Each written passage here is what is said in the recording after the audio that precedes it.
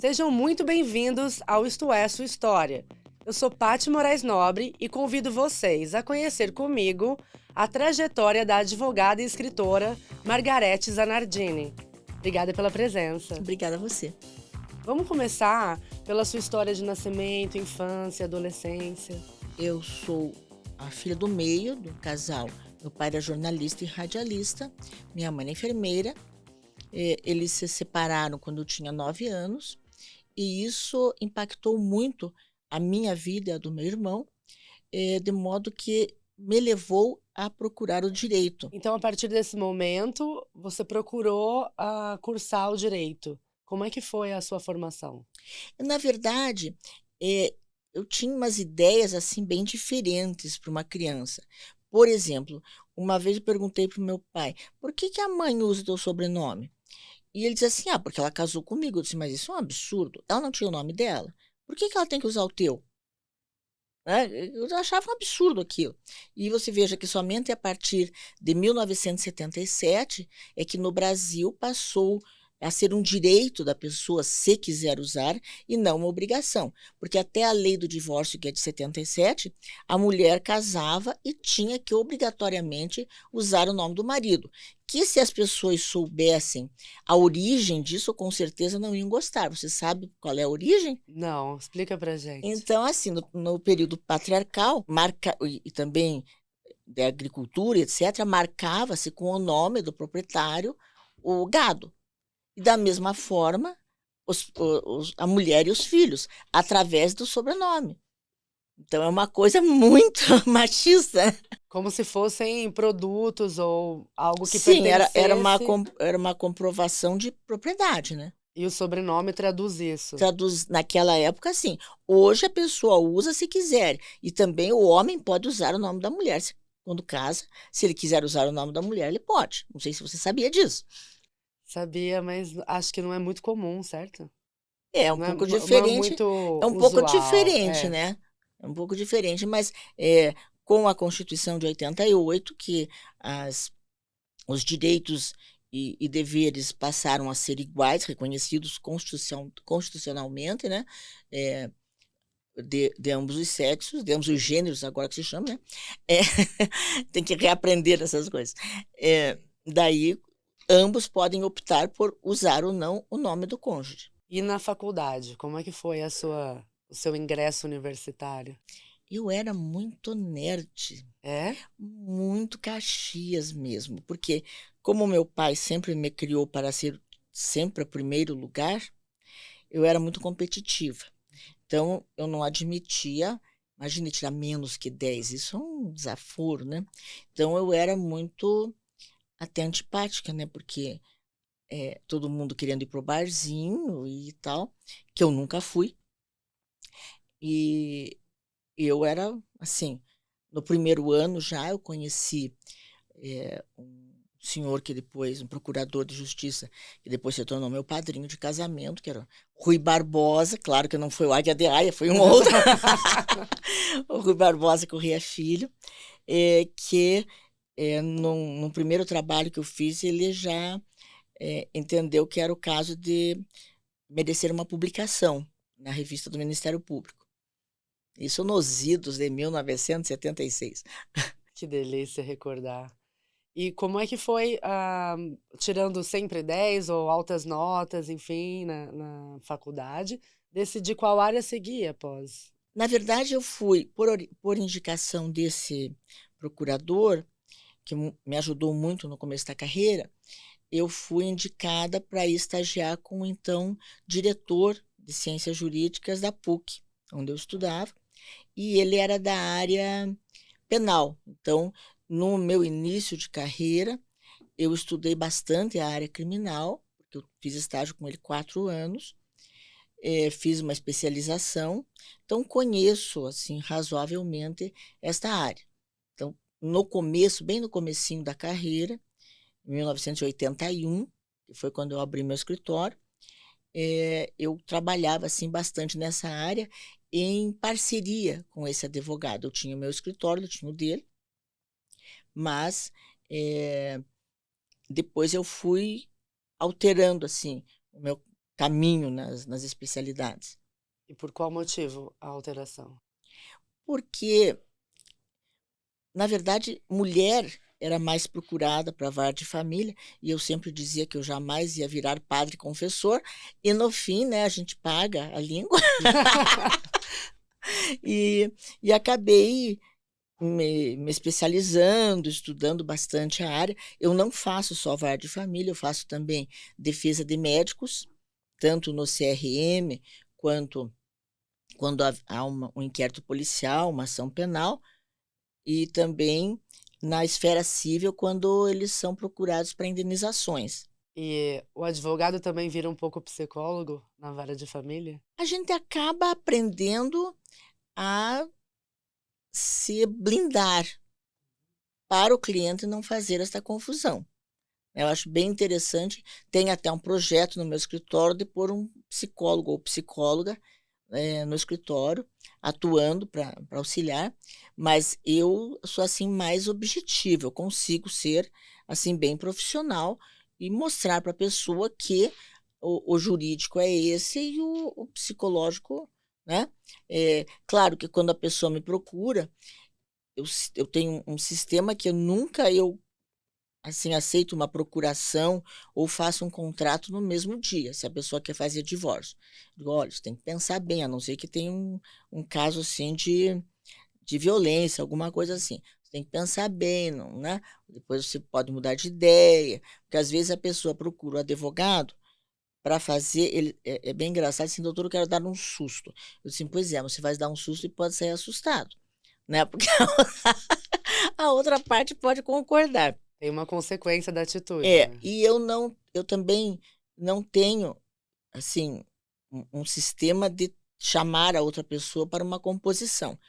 Aliás, eu fiz uma mentoria com um especialista em branding, que é o Arthur Bender, e ele que me auxiliou a usar esse termo advocacia combativa, porque eu, ao contrário do que todo mundo prega hoje, de tentar fazer acordo, pacificação, nunca foi a minha praia. Eu fui formada para usar a legislação. Eu não sou psicóloga, não sou mediadora, até fiz um curso de mediação para aprender como é que era, mas eu não. Se a pessoa vai procurar um advogado, ela quer que ele encontre soluções jurídicas. Existe hoje uma corrente de advogados que usam o direito sistêmico, que daí usa até aquela constelação familiar, Sim. etc. Eu discordo totalmente disso, Por quais motivos? porque eu não sou psicóloga, eu não sou terapeuta. O advogado é ensinado a fazer o quê? A usar a lei para defender os direitos do cliente. Então, o que acontece muitas vezes? Eu fiz o tal do curso de mediação e arbitragem, eu sou a rainha dos cursos, e vi que enquanto uma pessoa de boa índole estava tentando fazer a mediação, a outra parte estava detonando o patrimônio e entrando com ação contra ela. Então, é um risco que eu não deixo meus clientes correr. Muito bem, quer fazer um acordo? Depois que estiver em juízo, que você já tiver feito as suas medidas cautelares para evitar prejuízos, daí sim, daí pode-se tentar um acordo. Agora, ficar muito, assim, de diálogos, etc., a pessoa corre o risco de ter muito prejuízo. Por isso. E você é conhecida pelas pedras que já carregou e pelas pedras icônicas que continua carregando para mostrar. Agora são réplicas, é isso? Agora são réplicas, mas quando eu estagiei com esse diretor das ciências jurídicas, os processos eram físicos. E ele tinha um irmão que morava no interior e queria mandar os processos pelo ônibus, veja só o atraso. E tinha que ter um peso.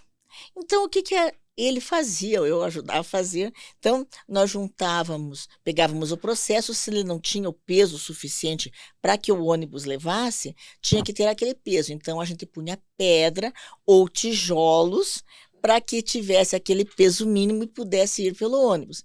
Então, em alguns vídeos meus, eu apresento as minhas pedrinhas, que ficaram icônicas, né?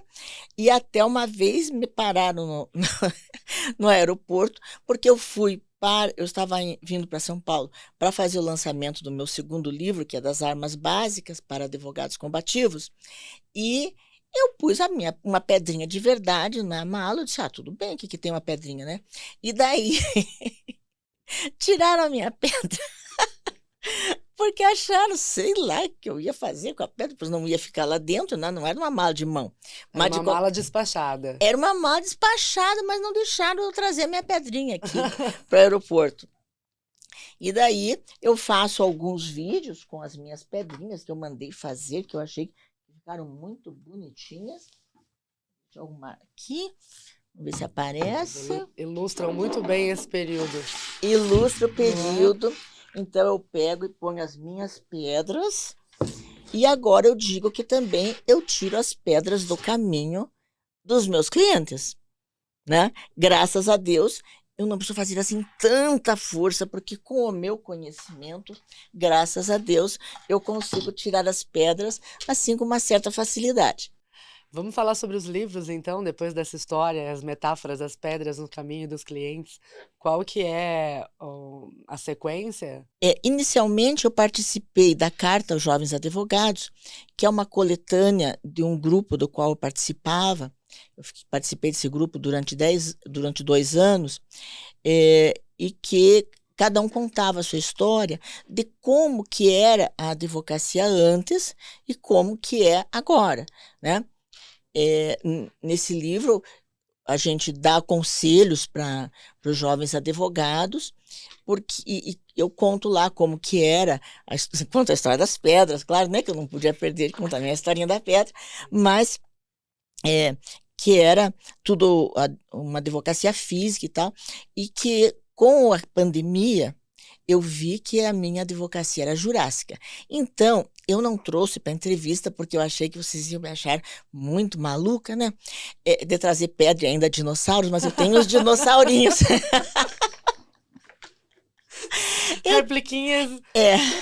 Eu tenho os dinossaurinhos que eu uso também para falar como que eram os contratos antigamente, etc. Mas que também são icônicos, porque quando eu descobri que tinha que ir para a advocacia digital, eu pensei, bom, eu vou fazer o curso, né? A minha filha fez um levantamento de quantos cursos eu fiz desde a pandemia e contou lá, não me lembro se é 66 ou 68.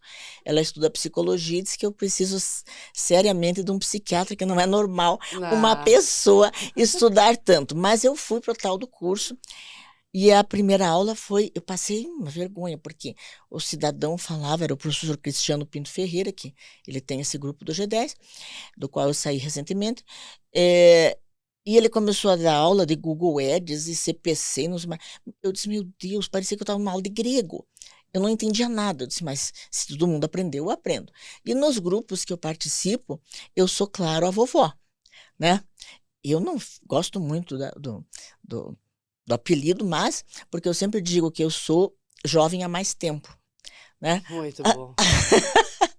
E uma advogada que tem quase meio século de atuação, mas com energia de recém-formada. Que eu vi esse pessoal mais novo, meu Deus, parece que está todo mundo em slow motion, né? Mas, enfim, daí eu participei primeiro deste aqui. Tive uma primeira edição dos Danos do Amor, mas eu não gostei nem um pouco. Tudo pode ser melhorado, por isso que eu tenho a segunda edição. Daí eu fiz aqui as armas básicas para advogados combativos, que eu que invento as capas. Daí deixei a pessoa quase maluca, porque eu queria um canhão do qual saísse os livrinhos com o nome dos recursos. Por quê? Porque eu auxilio alguns advogados a fazer recursos, que muitos advogados não têm esta técnica, né? Eu não digo que eu sou uma mentora, porque hoje todo mundo na internet é mentor. É uma coisa impressionante, né? Às vezes sabem muito pouco e se apresentam como mentor. Eu acho que a pessoa, uma das principais qualidades do ser humano é a humildade, né? Esse negócio de chegar já se elogiando, eu acho muito esquisito. Então, eu não sou exatamente uma mentora. Eu sou uma pessoa que auxilia alguns advogados que sabem um pouco menos do que eu a fazer recursos. E por isso eu fiz as armas básicas dos advogados combativos, que são aqueles que não se conformam com decisões que não são justas para os seus clientes. Sabem manejar os recursos. Pode me dar um exemplo? Um exemplo de injustiça ou ilegalidade ou de recurso. Eu posso te falar de recurso O especial. que quiser. O recurso especial é o recurso que cabe contra acórdãos dos tribunais de justiça e que precisa ter uma técnica, porque apenas 5% dos recursos manejados pelos advogados no Brasil chegam ao STJ. Por quê? Você vai ver, se você olhar na imprensa, é porque existe uma jurisprudência defensiva, porque não se consegue chegar lá. Consegue, é só ter técnica, precisa ter uma técnica. E isso faz com que eu possa auxiliar com esse meu conhecimento razoável, esses advogados a que esses recursos especiais cheguem ao STJ, sejam conhecidos e, eventualmente, também providos. Conhecido é quando eles vão olhar o recurso, porque existem tantos entraves processuais que muitas vezes chega lá, mas não é conhecido. E se não é conhecido, também existem recursos lá que podem ser feitos e que alguns profissionais, porque não foram preparados, a faculdade não prepara para isso, não sabem como manejar esses recursos. Quais são os maiores desafios de uma advogada hoje em dia? Maior desafio? Ou aqueles pelos quais você passou? O maior desafio, inicialmente, foi me colocar como profissional numa época em que tinha pouquíssimas advogadas. Então, para você ter ideia, como eu fazia eventualmente alguma coisa criminal, tinha um delegado que dizia: que bom, chegou a doutora Margarete Sanadini para enfeitar a delegacia. Daí eu telefonava e dizia assim: olha, doutor fulano, eu quero falar com o doutor fulano. Daí, quem quer falar? Eu tinha que é o vaso de flor. Já que, já que eu ia enfeitar, né? Então, existia assim bastante preconceito. Mas eu nunca sofri um assédio.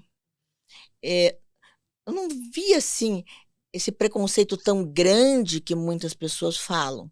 Não sei se é porque eu não era exatamente muito simpática, né? Tipo, caminhão, mantenha a distância. E eu não tive problemas assim. O desafio era, por exemplo, obter clientela, né? Que hoje você tem a internet, como é que você, por exemplo, fazia a pesquisa de jurisprudência? Hoje você dá um clique e descobre toda a pesquisa. Naquele tempo, a gente fazia uma assinatura de um livro que vinha, então cada vez que você precisava procurar uma coisa, você tinha que ficar lendo, lendo, lendo. Então, era muito diferente. Mas também a gente estudava bem mais. As pessoas estudavam bem mais. E para os novos advogados, que tipo de conselho, dica você pode dar? Ou para as novas advogadas, no caso, já que você passou por esse momento de transformação Eu não profissional, faço feminina. diferenciação, sabe? Tá. Nos conselhos. Até eu acho que quando você estabelece que tem que ter um dia da mulher, que você tem que ter um setor específico para advogada dentro da OAB, já é uma discriminação. Nós somos todos advogados. Não vejo por que fazer isso. O conselho que eu dou é que estudem mais. Nada de Ctrl+C, Ctrl+V. Né? Hoje eu sei que tem uma corrente de profissionais que entendem que você deve terceirizar petições, mandar a inteligência artificial fazer. Pode até mandar fazer, mas a pessoa tem que saber, porque para você fazer o tal do prompt, né, a ordem lá para a inteligência artificial, você tem que ter conhecimento, senão vai sair uma coisa tão rasa que daí, com certeza, seria mais fácil substituir a pessoa pela máquina. Então, o principal é estude, Seja humilde, principalmente. Humilde no sentido de que tem que imaginar que você está desatualizado, por exemplo. Não seja soberbo. E se você não sabe, diz para o cliente, não sei, eu vou pesquisar. Porque é muito fácil a pessoa falar a verdade. Fala a verdade, olha, isso eu não sei, ou não é minha especialidade. O que a gente observa? Muitas pessoas assumem causas para as quais não estão preparadas. Por exemplo, se você chegar no meu escritório e disser, Margarete, pode me fazer uma defesa tributária? Eu tenho que ter humildade e dizer assim, não entendo nada. Não é minha especialidade. Porque é que nem medicina. Como eu trabalho muito para médicos, né? É que nem medicina. Se você tiver uma dor muscular, você não vai no oftalmologista. E ainda não existe da população este conhecimento de que nós também temos especialidades e não existe muitas vezes a humildade dos profissionais de dizer que aquela área ele não atua ou não tem um conhecimento técnico para aquilo. Eu acredito que para quem está nos assistindo, a impressão é similar ou a mesma da minha. Você consegue ser uma pessoa muito séria e falar profissionalmente sobre os assuntos do direito, mas ao mesmo tempo ter uma leveza sobre os obstáculos, as dificuldades ou as diferenças que fizeram parte do seu caminhar, da sua história. Como isso se dá na sua vida profissional e pessoal? Como é que você consegue alinhar a seriedade com o bom humor e a leveza? Olha, eu tenho um manual do cliente, que o cliente só me contrata depois que ele assina o meu manual do cliente. Nesse manual, como se fosse um manual do proprietário, assim, diz como é que funciona o escritório, o que ele pode esperar, a certeza de que o nosso trabalho não é uma obrigação de resultado, é de meios, né? Significando que eu posso usar todo o meu conhecimento técnico, mas pode ser que a pessoa não ganhe o processo. Por quê? Porque quem ganha o processo não é quem tem razão. Quem ganha o processo é quem tem provas. E as provas têm que ser trazidas e produzidas pelo cliente, né?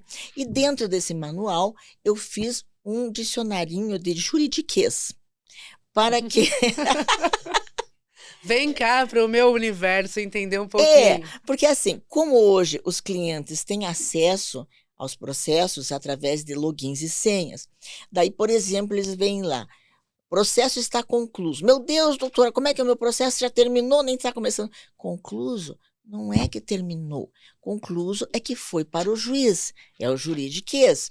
Então, para que eu não tenha, Que bacana. eu ou meus colaboradores tenham que ficar ensinando essas palavras, então eu fiz o meu dicionarinho, que eles acham muito engraçado, mas é muito útil, né?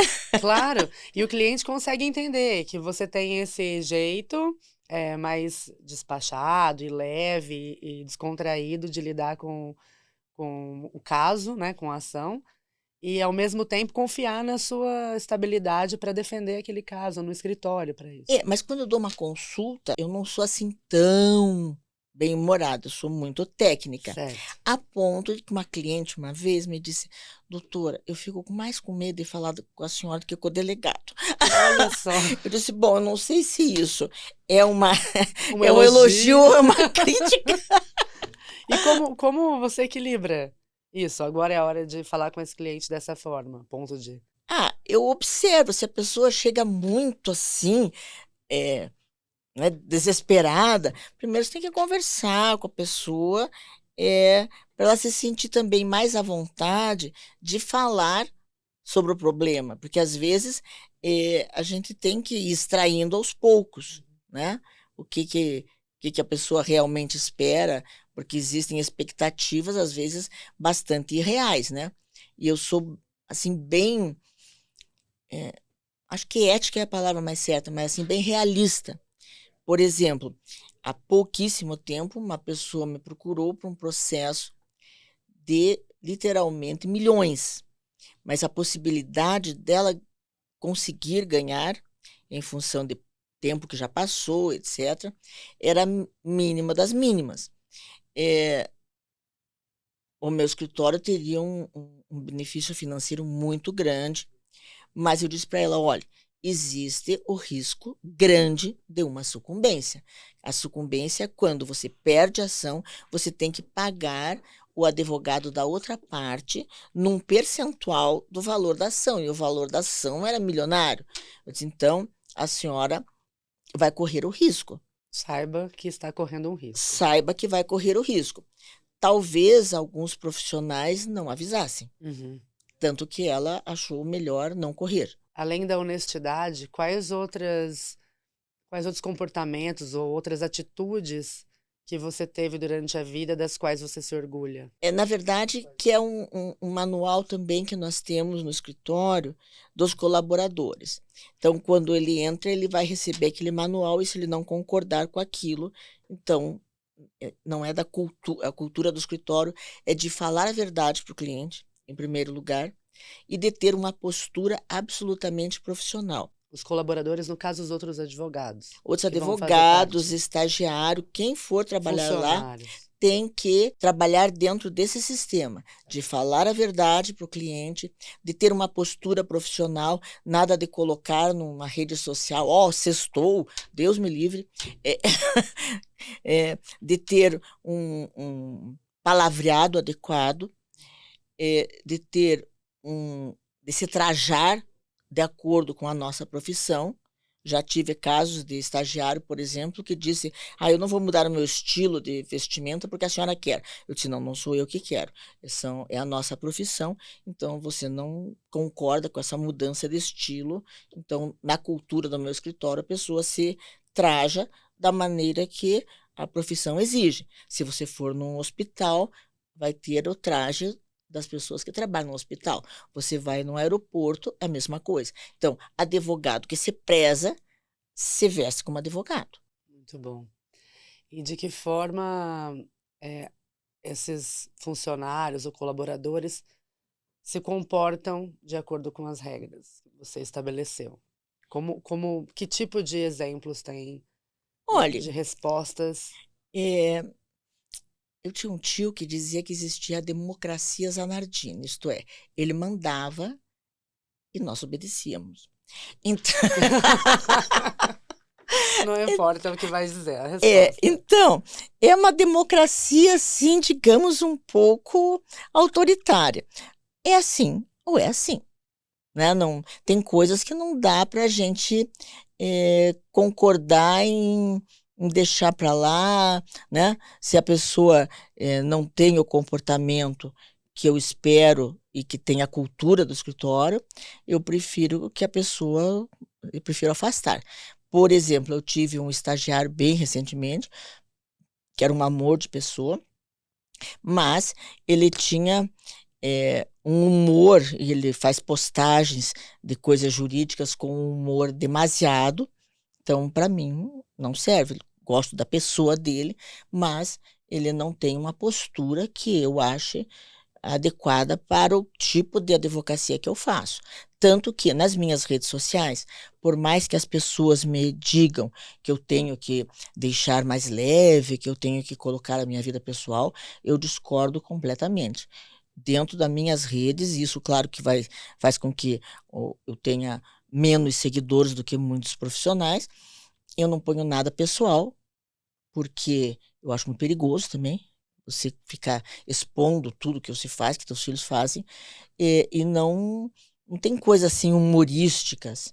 Eu trato, é uma rede social profissional de uma advogada que vai falar sobre direito. Ponto final. Não tem por que eu falar de outras coisas, principalmente da minha vida pessoal. E sou bastante criticado por isso. Mas eu acho melhor fazer assim. Qual é o Instagram? Margarete.zanardini, Advocacia Combativa. Esse é Advocacia Combativa a partir dos ensinamentos do Arthur Bender, que ele é um especialista em branding pessoal. Eu até no meu novo livro fiz uma homenagem para ele aqui, que ele tem uma barbinha, e daí eu coloquei, eu fiz assim, como se fosse o óculos dele em cima, e a barbinha assim, que é até meio tortinha, que foi o meu óculos, para para a utilização desse combativa, que é o que eu sou, mas que eu não usava assim nas redes sociais. E a ele eu sou muito grata.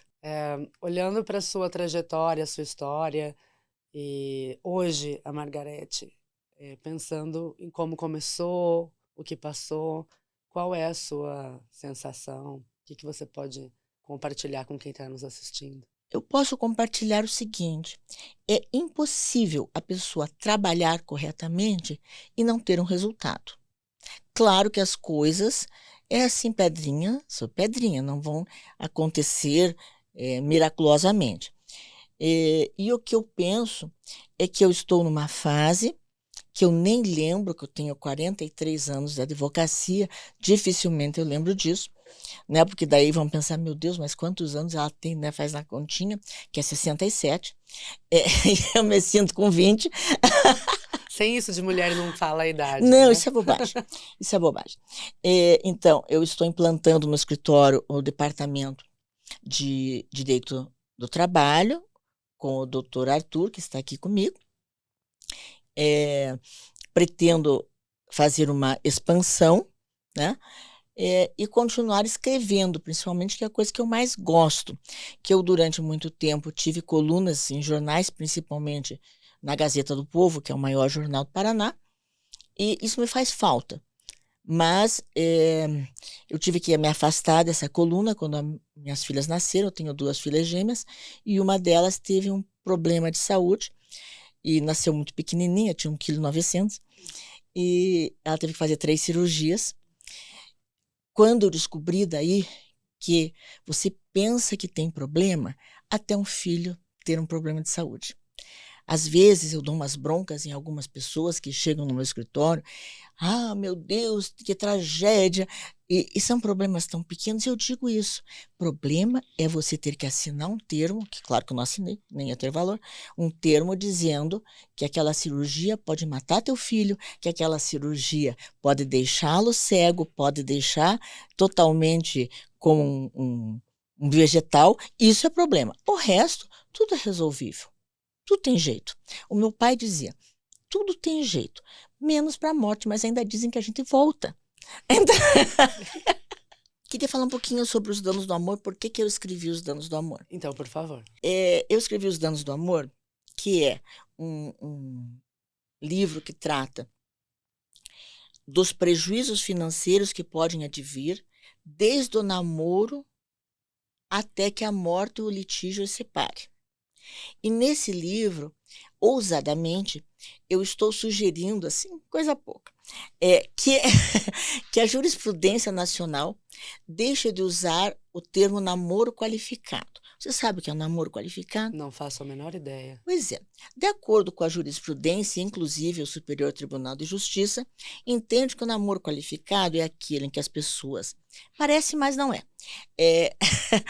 Você vive como se fosse uma união estável, mas, na verdade, se não tiver o componente do interesse de constituir família, esse namoro é tido como qualificado e não é concedido às partes os direitos de uma união estável. Como que isso é um namoro qualificado? Para mim, é um namoro não intencional, já que o outro é com intenção de constituir família e o outro é sem intenção, que dentro desse não intencional, eu acho que existe o namoro singular. Por que é singular? Porque só uma pessoa está achando que está num relacionamento. Sim, A outra pessoa não está. Um se sente meio pé dentro, casado. outro fora. Então, eu estou sugerindo que essa nomenclatura passe a ser namoro diferenciado, ou namoro não intencional, ou ainda singular. Obrigada pela Obrigada presença. a você. Foi muito bom ter uma nobre me entrevistando, né? Que delícia. E um agradecimento especial a quem nos assiste. Muito obrigada.